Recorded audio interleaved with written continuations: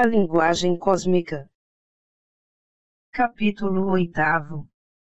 A memória.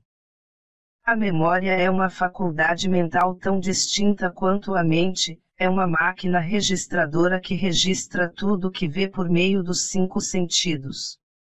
O que é visto, ouvido, aspirado, tocado e provado é registrado na memória. Uma forma, uma pintura, uma imagem vista, permanecem, às vezes, na memória toda a vida, se forem bem registradas por ela. No convívio social ouvimos muitas palavras e, no entanto, só algumas que a memória registrou é que ficam para sempre registradas e se tornam vivas. Dá-se o mesmo com a música. Quando ouvimos uma música maravilhosa e a mente a registrou, ela permanece eternamente. A memória é uma máquina tão viva que podemos reproduzir a qualquer tempo o que nela está registrado, porque esse registro nunca se apaga. Se sentimos o cheiro de um bom perfume, sempre nos lembraremos dele. O sentido do paladar permanece conosco e o sentido do tato é retido pela memória. As coisas não são registradas na memória como fazemos com um livro de notas. O livro de notas não tem vida e o que nele é registrado é coisa morta. A memória, ao contrário, é viva.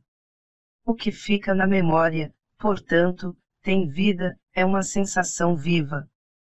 Uma recordação agradável registrada pela memória é, às vezes, tão preciosa que desejamos sacrificar o nosso mundo objetivo por ela. Ao visitar certa vez uma viúva, fiquei muito sensibilizado. Seus parentes mostraram desejo que eu a aconselhasse a frequentar a sociedade novamente, a conviver com as pessoas, enfim levar uma vida mais social. Quando comecei a aconselhá-la, ela me disse gentilmente: todas as experiências da vida social, embora agradáveis, não me dariam nenhum prazer. Minha única alegria é a lembrança do meu amado. Tudo o mais não me faz feliz e me deprime. Minha felicidade está em pensar no meu ente querido. Não disse mais uma palavra para que modificasse seu estado de espírito. Seria imperdoável de minha parte, pensei, afastá-la da sua alegria. Se a lembrança do marido fosse para ela uma infelicidade, poderia ter-lhe falado como desejavam os parentes, mas para ela a lembrança do marido era a sua única e verdadeira felicidade. Uma grande estima foi só o que senti por ela. Não consegui pronunciar mais nenhuma palavra. Na memória está o segredo do céu e do inferno. Como disse Omar Khayyam no seu livro Rubaiyat, o céu é a visão do desejo satisfeito e o inferno é a sombra de uma alma em fogo. O que é isso? Onde está? Somente na memória. A memória, pois, não é uma coisa pequena, não é algo oculto no cérebro, é uma coisa viva, uma coisa tão vasta que a mente limitada não pode conceber. É uma coisa que em si mesma constitui um mundo. Perguntam então, que acontece a uma pessoa quando perde a memória? A perda da memória é ocasionada por uma desordem no cérebro. Não? Em primeiro lugar, nunca se perde realmente a memória. Uma pessoa pode perder a memória, mas a memória não se ausenta da pessoa, porque a memória é o próprio ser do indivíduo. O que acontece é que a desordem do cérebro faz com que o cérebro não mais consiga distinguir o que a memória contém. Portanto, uma pessoa que perdeu a memória devido a uma desordem do cérebro, continua a ter memória. A memória ficará mais clara para tal pessoa depois da morte, porque a mente é totalmente diferente do corpo. Mente é uma coisa à parte, independente do corpo. A mente depende do corpo para viver as experiências exteriores vividas através dos sentidos, mas a mente independe do corpo para reter os tesouros que colecionou no mundo exterior. como estamos acostumados a experimentar tudo por meio do veículo corpo, até mesmo os nossos sentimentos, somos dependentes do corpo por algum tempo, mas isso não quer dizer que não podemos experimentar tudo que pertence à mente sem o auxílio do corpo.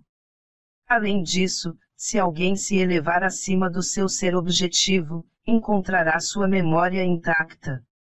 O que sucede é que a memória não pode simplesmente funcionar num cérebro em desordem, mas as impressões durante o tempo em que a pessoa perdeu a memória, continuam a ser registradas.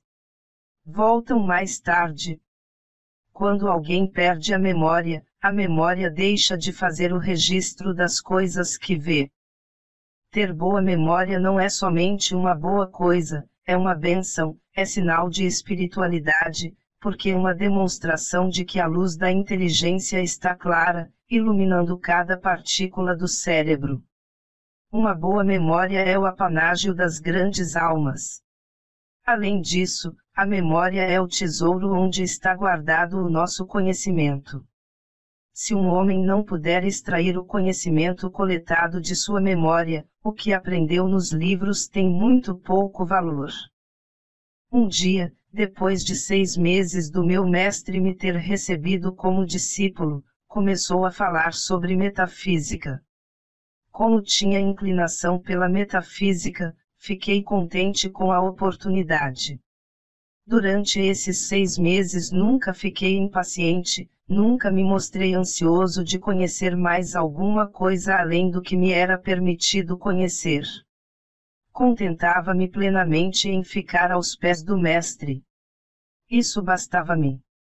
Entretanto, foi um grande estímulo para minha mente ouvi-lo falar de metafísica. Assim que tirei do bolso meu caderno de notas, o mestre parou de falar no assunto, não quis mais prosseguir.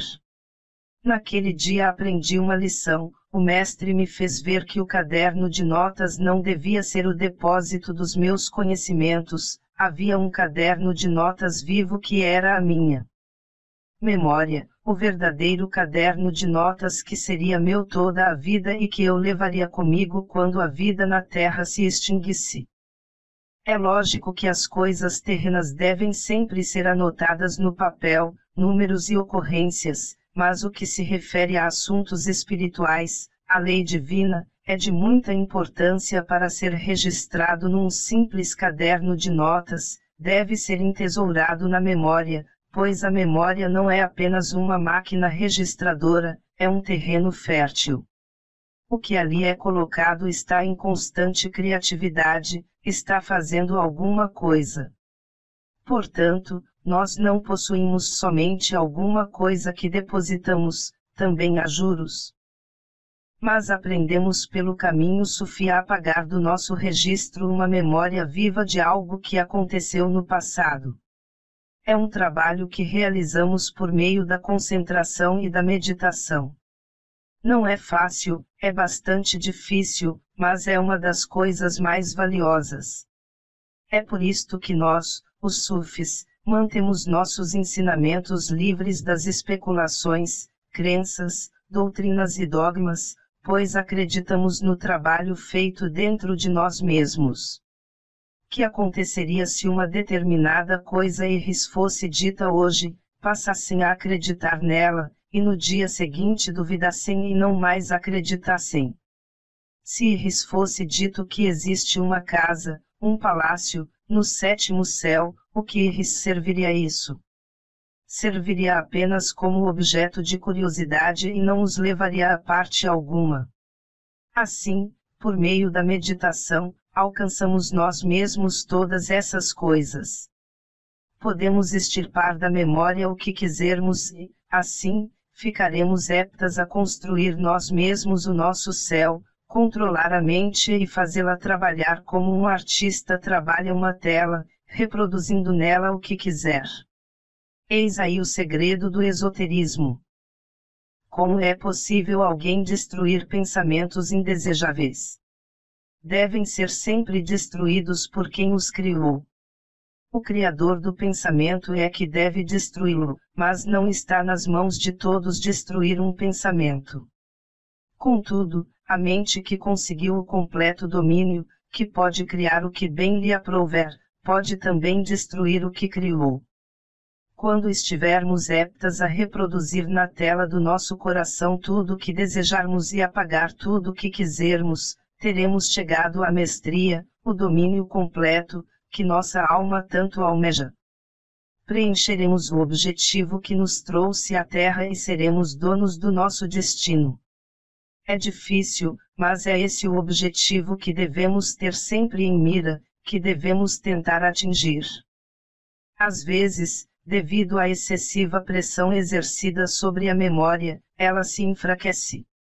Quando fazemos esforço para lembrar, criamos uma tensão sobre uma coisa que é natural, a memória. A natureza da memória é lembrar, mas ao fazermos pressão sobre ela e lhe ordenarmos, tem que recordar, ela esquece. O simples fato de termos feito pressão sobre a memória, bastou para que se esquecesse. Não devemos tentar impressionar mais profundamente a mente do que ela já é impressionada normalmente. Não é necessário usar o cérebro quando quisermos recordar porque, ao usar o cérebro, apenas exercemos sobre ele uma pressão. A memória é uma faculdade à disposição do homem e está sob seu comando. Se o homem quiser saber alguma coisa que esteja armazenada na memória, saberá instantaneamente sem pressionar o cérebro. A memória é uma máquina automática e sua função é transmitir instantaneamente ao homem tudo o que ele quiser saber. Se a memória não funcionar deste modo, algo está errado. Certamente a associação de ideias é um auxílio. É como acontece com uma pessoa que, tendo afastado da mente o pensamento de um cavalo, se lembrasse dele passando por uma cocheira. A força de vontade não deve ser usada para recordar, basta a atenção. É errado o que muitas pessoas dizem atualmente sobre a maneira de recordar, para recordar as coisas basta querer. O querer enfraquece as pessoas e além disso, é absolutamente necessário haver equilíbrio perfeito entre a atividade e o repouso. A memória jamais se perde, o que acontece é que quando a mente está abatida a memória se torna confusa, porque a tranquilidade da mente é que nos faz distinguir tudo que está na memória. Quando a mente está sobrecarregada, quando alguém não está tranquilo, naturalmente está incapacitado de ler tudo que a memória registrou. Não é verdade que a memória deixe escapar o que nela foi registrado, apenas acontece que o homem perde o ritmo de sua vida pela superexcitação, nervosismo, fraqueza nervosa, ansiedade, preocupações, temores e confusões. É isso que causa uma espécie de perturbação na mente. Nesse estado de perturbação ninguém pode ver distintamente o que a memória registrou. Por exemplo, quem não consegue decorar, a primeira coisa que deve fazer é tranquilizar a mente para que ela tenha condições de decorar.